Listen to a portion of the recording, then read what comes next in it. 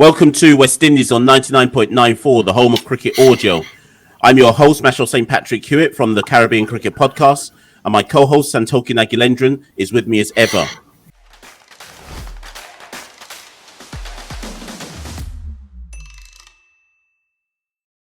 West Indies on 99.94 is your home for West Indies content, and we will be right here several times every week discussing them. You can find us in your favorite podcast apps, on YouTube, or in your 99.94 app.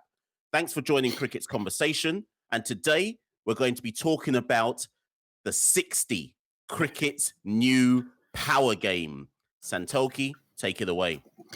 Yeah, Mash, we're here to look at the 60. The new game started to kind of build up to the Caribbean Premier League. And before you blinked, it's kind of gone. It took place 4 days for the men's competition, 5 days for the women's, and Chris Gale ultimately lifted the Universe Boss title aptly. So we're here to look at, the ups, the downs, the ramifications for the CPL, and potentially if any players stood out for perhaps West Indies recalls. A lot of interesting names there in the top scorers list. So where do you want to start, Mash? Let's look at, I guess, the format rules. So obviously caused a lot of controversy with traditionalists because there were some groundbreaking rules being implemented into this format. So I guess, do you want to break it down, Mash? Let's start. How did this format work? So I'm just going to say it from the jump. So if you're a cricket traditionalist and you're listening to this, I'm going to say right now, within the first 3 minutes of the show, I fully enjoyed watching the 60. There. I said it. I said it right at the beginning. So if that's not your opinion, and if you're somebody who can't possibly handle the fact that somebody might have enjoyed a short format version of the game, because in England, Santokie, we have the traditionalists who rage against the 100.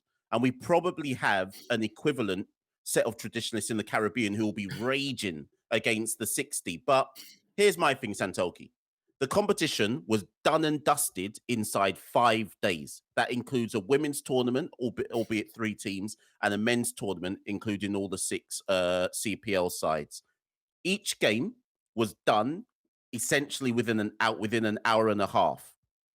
There were 3 or 4 games a day, so you could pick and choose which game you bothered to watch. You didn't have to watch all of them, and it wasn't soaking up your entire day watching the cricket.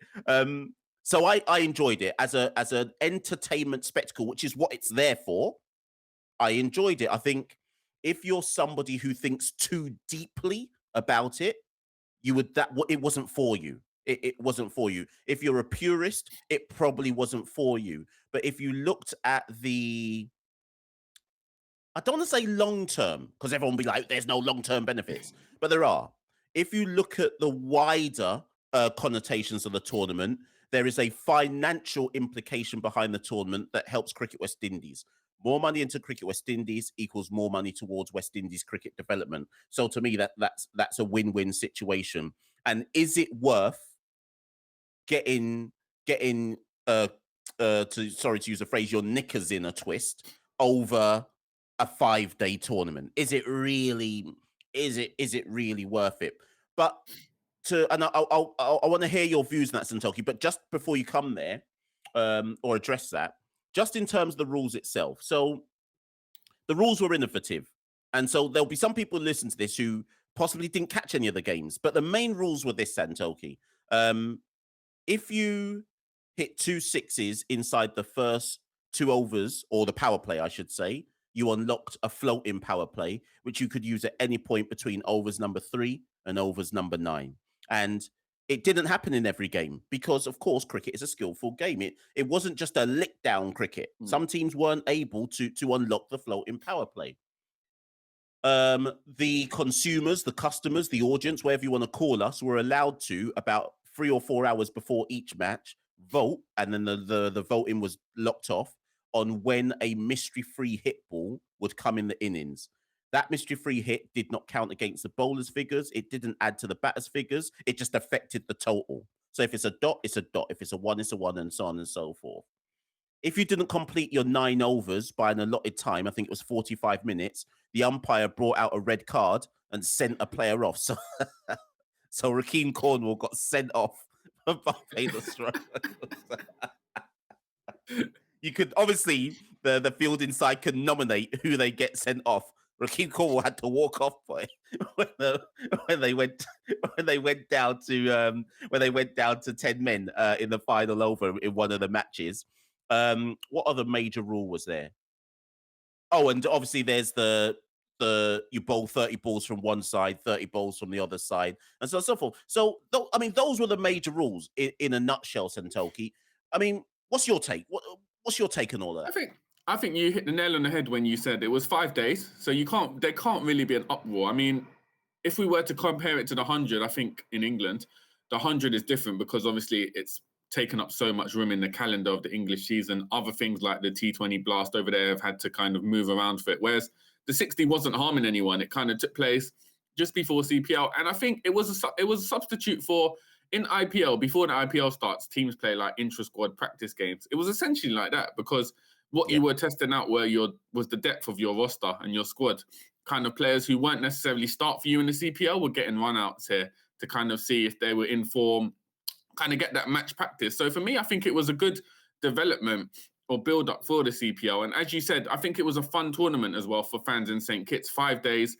The rules were simple to grasp, although on paper they would sound complicated at first. Once you saw it in action, it was simple. It was kind of seamless. So for me, I think it was a harmless tournament. I think it was nice to see Chris Gale as well playing it. Obviously, he's not playing in the CPL, and that gave it a distinctive theme. You could see someone who wasn't in CPL take part in this, and obviously pay homage to the universe boss. yeah, 100%. I like the use of the word harmless. That's the point, and I think it's important that people focus on the distinction that Santoki made.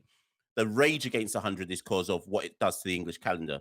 The 60 isn't doing anything Yeah. to the calendar in the Caribbean. Um, and I saw like a few comments on like the Uncle forum saying this is destroying the players. This isn't helping them develop their cricket. Listen, we're well past that stage. If a 5 day tournament is if a 5 day tournament is what's destroying West Indies cricket, then, then I must be confused about all the other structural and endemic problems we have in the region. Because this tournament isn't the one to be raging about. And actually, if I just build on that other point that you made and talking about squad depth, when the Talawars, so the Talawars were knocked out by who knocked us out? St. Kitts. St. Kitts knocked out the Talawars in the semis, and Rovman Powell, the Talawars captain, was interviewed at the end, but I think probably by Alex Jordan. And Rovman said, "I really enjoyed this because it allowed us to see who can either one push their way into our CPL side, or two which players we can use in what particular role by the time CPL comes about." So let's take somebody like Nicholson Gordon, Yeah. Santoki.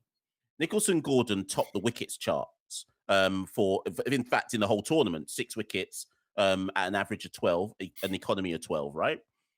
Prior to CPL, I would have said to you, no way does Nicholson Gordon play in the Talawar CPL side. I don't care if he's in the squad. No way he's getting a game. Or if he gets a game, it's like 1 or 2 games. Yeah. Now he's topped the wicket charts in 60. Arguably, the Talawars will look at Gordon and go, wait a minute, you could be an effective strike bowler for us in the CPL. And on a wider scale, I'm not saying he's going to be up for West Indies selection, although you never know. West Indies are looking for strike bowlers. Does that mean that Nicholson Gordon has now played his way into at least people's consciousness? No one's saying that he needs to be picked for a World Cup or anything like that, but the tournament allowed extra profile for players who might not otherwise get it during the course of a CPL, where the constraints of points being on the line, you're probably risk averse to bringing people in. You want to go with the tried and trusted. And I'm not saying there were friendlies, but it was like the midpoint between friendlies and competitive games. Yeah, no, 100%. And Nicholas Gordon is a good example, someone who kind of put his name in the hat. And also, if you look at like an Amir Jangu, who kind of wouldn't get Mm. into the starting 11, he showed his strike rate in that was phenomenal in the 60. So people are throwing their names in the hat, and I think it will build confidence for them going into that side. And also, if you look at the top, ironically, if you look at the top run scorers, the 3 top run scorers in the tournament, Fabian Allen, Andre Russell, Andre Fletcher. None of them are currently playing for West Indies, which is quite telling for various reasons. But I think it's key because we mentioned him on a previous episode, Andre Fletcher, kind of how he's been discarded and kind of forgotten from the West Indies setup, despite our need for a opener who can kind of replace Evan Lewis at the moment. So for me, I think Andre Fletcher coming in, striking at 171 strike rate, averaging 43 in the 60. I don't think obviously that's enough to get him into the West Indies squad because, as you said, it was a short tournament in a shorter format. But I think that could give him the confidence to go into CPL now and for the St. Kitts and Nevis Patriots and kind of put his mark down. And as what's his name, Desmond Haynes said in the selectors meeting prior to the last series we had, anyone who does well in CPL is going to get into the West Indies side. So I think for someone like Andre Fletcher, the 60's been perfect in instilling that confidence, getting him game time and building a platform to succeed in the CPL. Yeah, 100%. And I think it's worth pointing out to everyone listening that if we take the top 5 run scorers, none of them are in the West Indies T20 side. Now, I'm sure some of you in the comments below, if you're watching this on YouTube, or if you're ratting us at Carib Cricket on Twitter or Instagram, you might say T10's not the same as T20.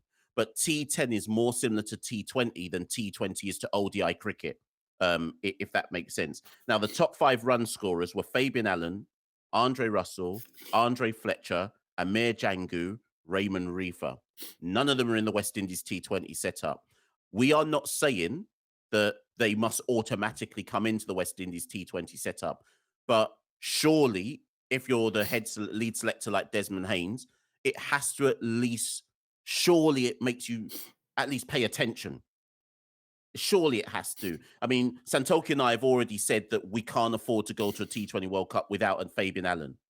Obviously, he's not played the whole summer, personal reasons.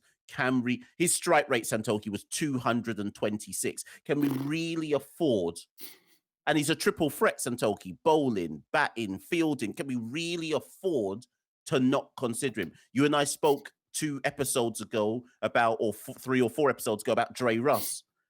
Obviously, we know Instagram messages. Dre says he don't want to talk about it. But should Dre Russ drop an interview at any point now in the next few days, weeks, and go, I am available for the World Cup? I mean, you said, Santokie, you have to forget emotions and feelings. Performance is performance. And something else, Santokie, that we should say, the captain of the winning side was Evan Lewis. So DJ Bravo flew up because obviously he had his 100 commitments. Yeah. So DJ Bravo flew in late for the tournament and was basically on the bench for the final and semi-final. Evan Lewis captained the St. Kitts side through the tournament. Again, did his usual thing. Great strike rate. I think he was going 190 through the tournament. Did a really good piece of fielding to run out Andre Russell in the final. The obvious question is there. People see the excellent fielding. They'll see him performing. They'll see the captaincy and ask, how comes Evan Lewis isn't involved? Yeah. And I go back to you, Santokie. You said forget emotions. If he's available, if he's ready, pick the man. What are you saying, Santokie? Yeah, if he's available, if he's ready, we have to pick him. Like you said, he's performed well in this. Performances speak volumes. I think there's obviously going to have to be dialogue between the selectors and Evan Lewis himself. But you also picked up an interesting thing on social media, Mash. Nobody sort of asked him about what's his status with the West Indies. Whether that was the remit, they were told not to kind of cross that line. But it was interesting that no one sort of asked him. It's kind of like the elephant in the room, that because nothing official has been said and he's performing well, but he's not in the West Indies side. And no one's sort of asking, hold on, this doesn't add up. Why aren't you in the West Indies side? So that was disappointing. Maybe in CPL, we might see someone ask him the question if he's scoring the runs. But I think, yeah, Evan Lewis, he'll perform in CPL inevitably. He's that kind of player. And then you've got the big question, how do we resolve the issue of getting him back into the West Indies side? Because I think because of what's been said between the selectors and himself publicly, and who knows what's been said privately, I think there will have to be a dialogue. It's not a simple case of you hit one during the side. There will have to be some sort of conversation. So it'd be interesting to see where that goes. But I think Evan Lewis will have a point to prove. He had a point to prove in the 60. And now with all eyes on him in CPL, he's definitely going to be a man with a chip on his shoulder. And as we've seen with West Indies players, when they do have a chip on the shoulder, boy, the performances come in. This is the thing. This is why we, in some ways, it's all about having personal beef with everybody. Selectors and Cricket West Indies need to beef the whole team before the T20 World Cup, and then maybe we might reform. But just before we pivot to the women, who we should also talk about as well, obviously, it I would just say, because with with the shows we do, we've stopped being surprised by who listens to our shows. We know that sometimes these shows get listened to in certain corridors. So if you are listening to this, here is my humble suggestion: Cricket West Indies asks the St. Kitts fitness team to conduct a fitness test with Evan Lewis and tell him it will will be sufficient for Cricket West Indies selection. Someone just sit with everyone's in St. Kitts right now. Everyone who's involved in West Indies cricket is pretty much in St. Kitts right now. Sit with the man and say, "Come, Evan, just do a little quick 2K. The CPL don't start for a few days. Do a quick little 2K just to get over and done with, and you're available." I refuse to accept that cannot happen between now and the T20 World Cup squad selection. If that doesn't happen, whether it's from Evan's point of view or from Cricket West Indies' point of view, people are biting off their nose to spite themselves, spite their face, whatever the phrase is. There's no need. There's no need at this stage.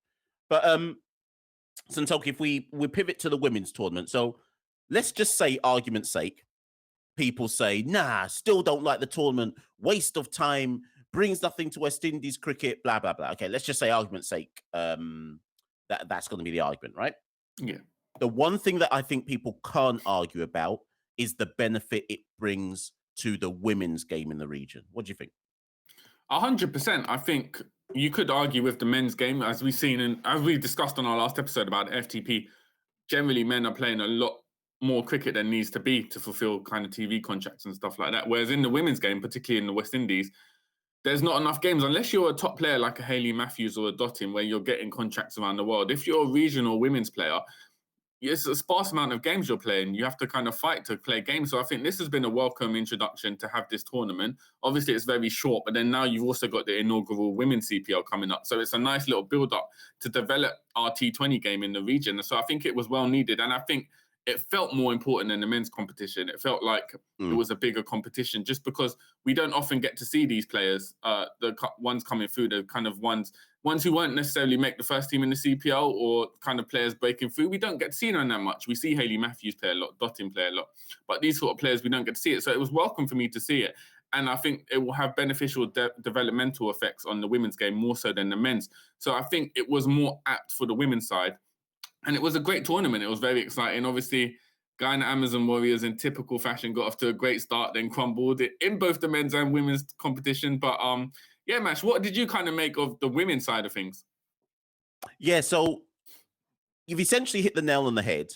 I've certainly, I think, enjoyed the women's tournament more than the men's, just in so much as the greater meaning to it, the greater levels of exposure. Now, let's not try and pretend the top performers in the women's tournament were the top internationals, whether from overseas or in the Caribbean. But I'm not upset with that. That's what should be the case. So, like in the run scorers, Chloe Tryon, Stefani Taylor. Sorry, this was the top five: Chloe Tryon, Stefani Taylor, Deandra Dottin, Hayley Matthews, Sune Luce. They're the top five. They're all established major international cricketers.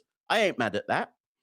The importance was for the tier underneath that, and by that I mean even the kind of the players on the fringes of West Indies selection or just underneath, the benefit that they get out of it, of sharing the locker room, getting some game time, you can't replicate that anywhere else, and at a high enough standard to test their ability. If you think about when you and I got Courtney Walsh on the Caribbean Cricket Podcast, probably about just before the Women's World Cup last year, one of the things that Courtney said to us was that there's not enough cricket going on, and that it's hard for him to develop the side without enough regional cricket going on. So it would be interesting. We may well get Courtney on again to comment on it, but you would think that someone like a Courtney Walsh would be like, thank God they're getting some extra cricket in, and of course they'll have the 3 or 4 games in the CPL as well to have a women's CPL champion as well. So Courtney, I'm sure, would say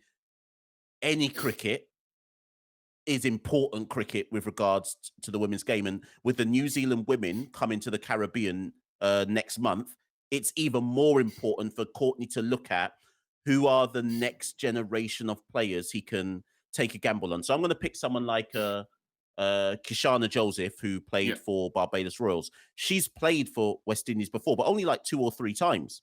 Yeah. So and she was the person who got the key wicket, in fact, 2 key wickets in the final versus TKL, got Deandra Dottin's wicket. So it's players like that extra level of benefit that they get. So yeah, I was totally stoked for the benefits it brought to the women's game. Yeah, likewise, I think, and a good example would be like Cherry Ann Fraser for Guyana, who's she's played for West Indies sporadically, coming into the side when there's an injury, whereas she actually performed well in this tournament. And if she performed well in the women's CPL, it's someone, Courtney Walsh can say, hold on, this could be a regular player in the West Indies side. So for me, I think it was also, as you rightly pointed out, the overseas players as well. I think it was great to have them because a lot of our players wouldn't get to play with these caliber of players usually. So for me, it wasn't necessarily, the overseas players are leading the run scoring charts, as you said. It wasn't a main aspect. The aspect is what they can show these players, kind of setting the example, kind of helping them out, teaching them as well. So for me, the benefits of playing with top caliber overseas players is priceless as well. And I think, as you said, Courtney Walsh will be rightly ecstatic about this happening, because otherwise, a lot of our women's players would be sitting around doing nothing at the moment if there wasn't these tournaments. So whereas the men, you could say they'd be playing in England or around the world and stuff like that. For most of these women, there'd be no other alternative option. So this is development. And hopefully going forward, we see kind of the CPL extended, more games, more franchises being added, and it becomes a longer tournament just to get players into that form before an international series. So yeah, I think the women's one felt more important and will probably have a longer legacy in developing sort of women's for the West Indies side, because we've seen West Indies at the moment in the women's regional side, it's pretty much unacceptable, the level of games they play and are expected to perform at a high level. So for me, this was a welcome addition, and it was good to see kind of the players having fun as well. Yeah, 100%. I think the final thing before we wrap this up, it's worth pointing out that I think a couple of interviews were held during the tournament this is on TV, and I'll reference one by both Pete Russell, COO for CPL, and Ricky Skerritt, president of Cricket West Indies. Both made this point about the benefit it brings to the exposure for women's games, but both also made the point about the 60 that what they're envisaging, and I think Chris Watson said this to us when we had him on the Caribbean Cricket Podcast, what they're envisaging with the 60 is it's not going to just, in the future, obviously this is the inaugural tournament, so they'll take whatever lessons they need to take from it. But in future, they're not just seen as the 60 comes before CPL. This could be run at any point in the year, and more importantly, around the Caribbean. So it doesn't have to be the venue where CPL starts. They might want to run a 60 in Grenada. They might want to run a 60 in Dominica. And because it's only 5 days, there's there's logistics, but it's not like a major operation and organization that they have to undertake to get the format off the ground. And again, because we know that Cricket West Indies have a bit of a financial stake in it, it's a win-win with regards to a format of cricket. You can't have your cake and eat it, people. You can't both say you don't want to see any short format tournaments because that doesn't help West Indies players develop, and then say Cricket West Indies develop the region, and then you can't tell us where the money's coming from. Like, we know we ain't making no money off Test cricket. Last episode, we told you England ain't coming to the Caribbean for the next 4 years. So in Test cricket. So where do you want us to make the money from? Where do you want us to make the money from, people? We got to divest into different things. Yeah, no, 100%. I think that was very accurate kind of summary of where we're at. But Mash, 60's done. As the famous saying goes, united we stand, divided we fall. But we're ready to fall because CPL is here. Is every man for himself. Machel will probably be supporting the Jamaica Talawas. I'll be hoping Guyana Amazon Warriors finally lift the title, this time on home soil. First time ever the final will be on Guyanese soil. So we'll see how that goes. But yeah, the next few episodes after this will be focusing on the Caribbean Premier League. Players to look out for, who's made a mark, kind of where teams are going, and deep diving analysis. So guys, stay tuned for that. But Mash, I guess that's all from us today about the 60. Yeah, most definitely, people. And as Santokie said, divided we fall. I note how quiet he's been. He mentioned it briefly, but he mentioned it briefly, but it's worth noting again that Guyana Amazon Warriors flopped in in both the men's 60 and the women's 60. But Santokie will come strong again for CPL. He'll say proudly with his chest that Guyana are going to win CPL. I'm gonna stay quiet on the Talawas chances. But look out for episode 11 when we come back, reflecting on CPL and what may or may not take place. But Santokie, it's goodbye from me. Yep, and it's goodbye from me. And guys, we'll see you on the other side. Stay locked.